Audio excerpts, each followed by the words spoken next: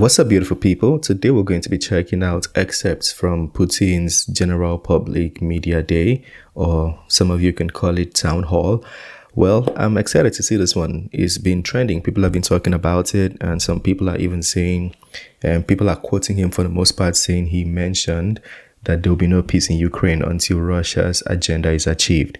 Well, let's see. Was a former SS soldier that participated in Holocaust, which was the extermination of 1.5 million of Jews, Poles and Russians, and he gave him a standing ovation. Is it not a manifestation of Nazism? So denazification is a relevant thing. During those talks, we were told that, well, actually they would not rule out enacting some legal acts. That was during that series of talks in Istanbul. Now, with respect to demilitarizing Ukraine, unless they want to come to terms peacefully, we have to take some action, including military action. But today, Ukraine virtually produces or manufactures nothing. They have been trying to maintain their manufacturing capability, but actually they have been importing things for free, freeloading. But it will come to an end sooner or later. Well, they will keep receiving some aid, but the annihilation continues.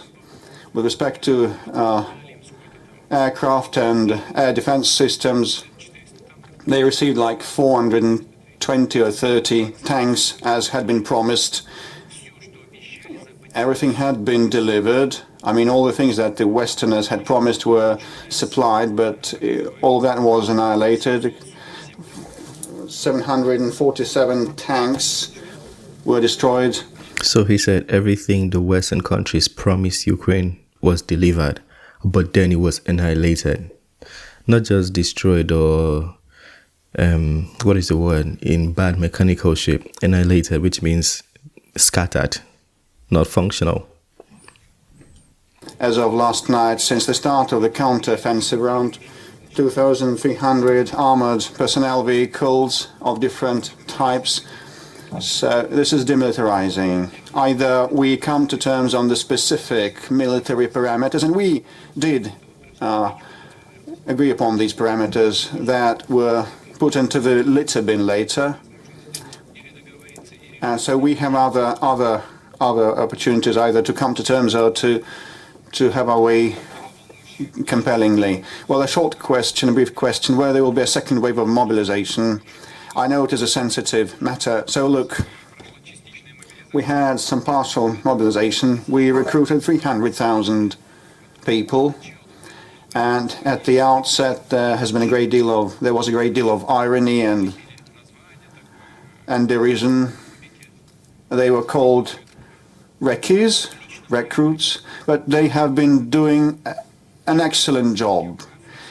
Now we have 14 heroes of Russia out of those people recruited back then, and a lot of other decorations also. We'll of course continue to bring you all the key takeaways from this press conference. For now, we slip into a short break. Do stay tuned to We on World is One for all the updates.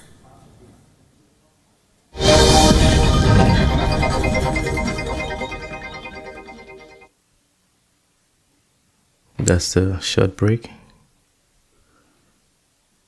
As democracy strengthens across...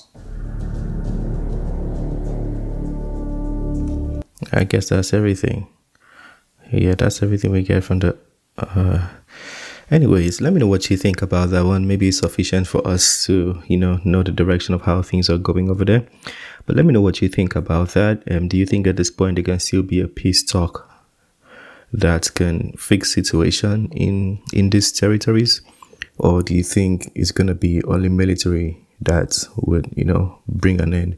For me, I never really think military or demilitarization can bring an end. It's always or usually ends in a peace talk, where if it was back in the day, then maybe a war can help resolve things.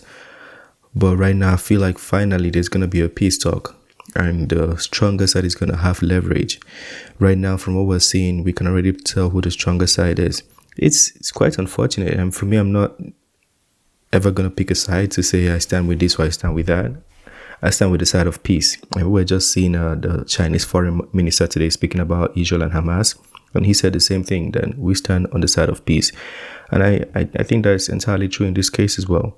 I just want peace to reign in those territories because it might be a war seeming like soldiers are exchanging weapons and soldiers are fighting. But truthfully, civilians, innocent people are being affected by this. So I don't know what should happen. I'm not a politician. I don't know what should happen to resolve this, but I would strongly recommend a peace talk. At least everybody should come to the table and talk, agree, bring what they want. This one brings what they want. And then they have a committee that reviews everything. And, people are going to have to compromise eventually. So they might as well just compromise right now. Yeah, let me know what you think. Vivek Ramaswamy had this idea of how to resolve the war. He said give Putin the territories he already has and also make sure they don't form an alliance with China. I particularly do not support Vivek Ramaswamy's means, but he did make some sense in what he was saying. But I don't think he can tell Putin what to do. You can't tell Putin, take this part of Ukraine, but don't get in alliance with Russia. The first thing Putin is going to ask is, who are you to tell me this? So I don't even think that is going to work. What I think particularly is everybody comes to the table, talk, compromise, shake hands at the end of the day, and let people stop dying. Trump said the same thing. He said, I'm not for winning or losing. He said, people are dying. People must stop dying. And that's it. You can't be thinking in terms of this country has to win or that country has to win. You think in terms of peace. And that's what I recommend. I'm never going to speak against anybody. I'm not going to picking a side on this battle ever. I know some people try to sway me in the comment section. People say, speak your mind, talk to this, be bold to say this. No, I'm bold to say I'm choosing neutrality. I'm bold to stand on the side of peace. And that's what I believe. Anyways, let me know what you think. If there's anything you want to add, comments, critique, feel free to do so. That being said, smash the like button, subscribe, and I'll see you on the next one. Peace.